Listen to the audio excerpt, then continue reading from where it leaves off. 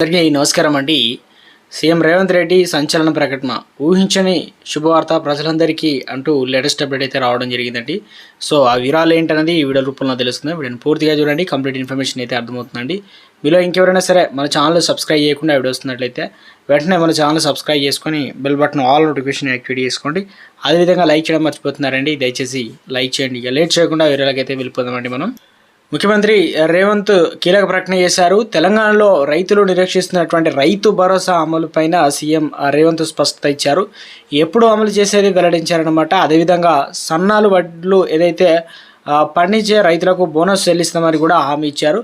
2 లక్షల వరకు రైతులు అందరికీ రుణమాఫీ చేస్తామని కూడా రేవంత్ సర్కారు స్పష్టం చేశారు.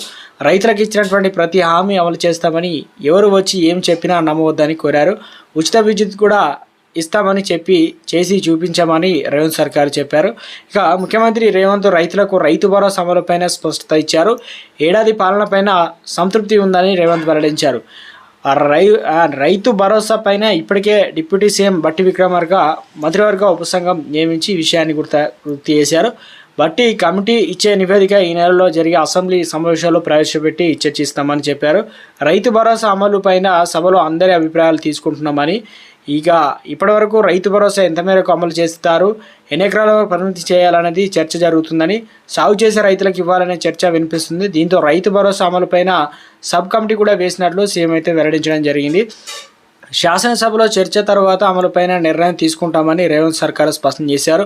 సంక్రాంతి తర్వాత రైతుల ఖాతాల్లో రైతు భరోసా నిధులు కూడా జమ చేస్తామని రేవంత్ అయితే ప్రకటించారు.